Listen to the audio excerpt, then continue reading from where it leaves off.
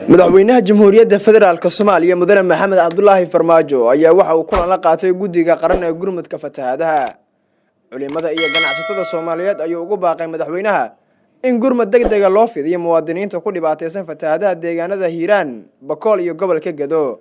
wasiirada xukuumadda ee xubnaha ka guddiga qaran ee gurmadka fatahaadaha ayaa madaxweynaha waxa ay la wadaageen warbixinta howlaha samata bixinta iyo gurmadka la sameeyay tan iyo markii ay dhacday masiibada bini'aadanimo. qorshayaasha haatan socda caqabadaha jira iyo xaaladihii ugu dambeeyay ee dadka iyo dunyada deegaanadaasi ayaa madaxweynaha xog dheeraad ah laga siiyay. madaxweyne Maxamed Cabdullaahi Maxamed Farmaajo ayaa sheegay in dawladda Soomaaliya ay sii xoojin doonto gurmadka deegaanada dadka ay ku dhibaataysan yihiin. waxa uu ugu baaqay culimada, ururada dhalinyarada, haweenka iyo dhammaan ururada bulshada rayidka inay si wadajir ah u kacaan caruurta, haweenka, waayeelada iyo muwaadiniinta dhibaataysan oo badankood dhibaato ay haysato. madaxweynaha Soomaaliya Maxamed Cabdullaahi Farmaajo ayaa u soo jeediyay shaqaalaha dawladda iyo dhammaan muwaadiniinta Soomaaliyeed ee dakhliilayda ah inay qayb ka mid ah mushaarkooda u qoondeeyaan walaalahooda dhibaataysan, isagoo ku bogaadiyay ganacsatada Soomaaliyeed kaalinta mugga leh oo ay ilaa iyo haatan ka qaateen howlaha gurmadka. kun oo qoys ma sahlana oo caawa meel ay seexdaan haysan, qaar geeda korkooda ay saaran yihiin guryo korkooda. intaas oo qoys ama maxaan ku raahdaa cadadaas faraha badan ee dadkaas ku dhibaataysan meeshaasi waxay sugayaan waa annaga, waxay sugayaan dawladooda, waxay sugayaan culimadooda, waxay sugayaan ganacsatadooda, waxay sugayaan shacabweynahooda Soomaaliyeed inay gargaar degdeg ah loo fidiyo. maanta waxaan la kulmay aan u yeeray safiirka, dhowr safiiraan u yeeray, saddex safiir baa adiga kulley ka soo jawaabay markiiba. waxaa ugu waaweynaa safiirka maxaan ku raahdaa Turkiga iyo Qatar oo aad ogtihiin markii daadkaanu dhacay sanad iyo bar ka hor markiiba u soo gurmaday. daadkaas runtii kanoo kale ma ahayn, laakiin ma sahlin isaga naftigiisa, mid aad iyo aad u dhib badan oo dadka dhibaato badan gaarsiiyo ahaa. iyagaana markiiba ka soo jawaabay, dadka raashin iyo waxyaabahay u baahnaayeen gaarsiiyey.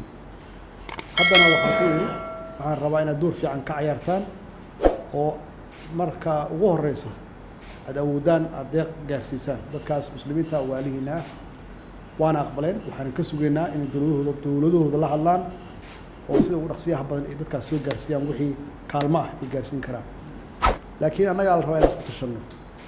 caalamku weligoodba waana taageerayno intayna taageeri karaan, laakiin kolley baan waxaan aaminsanahay haddii qof walba oo muwaadin Soomaaliyeed uu qayb ka noqdo, idinkuna aad hogaamiyaal ka tihiin, inaan dhaqaalo badan aan gaarsiin karno dadkaas waalahayna tabaalaysan haddaan u istaagno.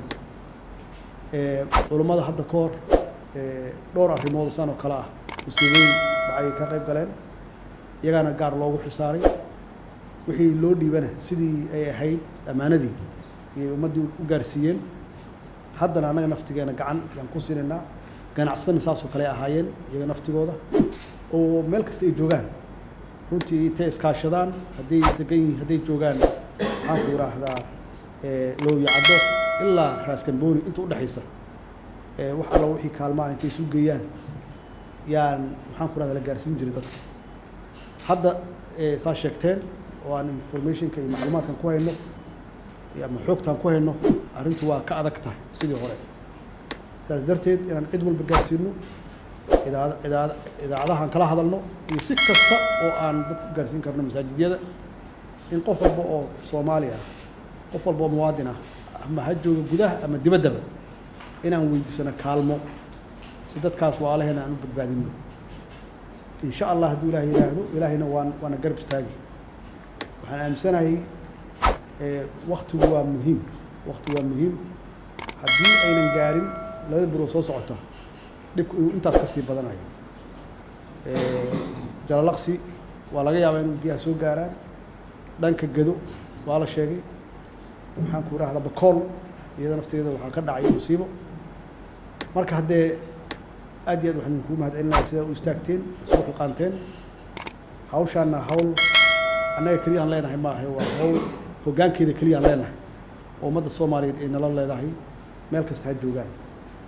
marka waxaan aaminsanahay kulliga qaabkii iyo sidii hawsha loo qaban lahaa inaa u qaybsateen qof walba oo halkan fadhiyo door uu leeyahay haddii runta ganacsiga ay la hadlayso ganacsatada meel kasta ay joogaan iyo qaabkii loo aruurin lahaa dhaqaalaha culummada siday dadku u gaarsiin lahaayeen sidii dadkaas waalahi loo gargaari lahaa annaga naftigeenna wasaaradda warfaafinta iyo wasaaradda gargaarka iyo guddiga xukuumadda ka tirsan arrimaha gargaarka ah sidii aad u koordineed garan lahaydeen aan u xaqiijin lahayn dhaqaalahaas loogu talagalay ama wax alla wixii laga helo in la gaarsiiyo oo ammaanadaas la ilaaliyo marka aan soo jeediyo xukuumaddu ha bilowdo iyadu inay mushaharkeeda wax ka goyso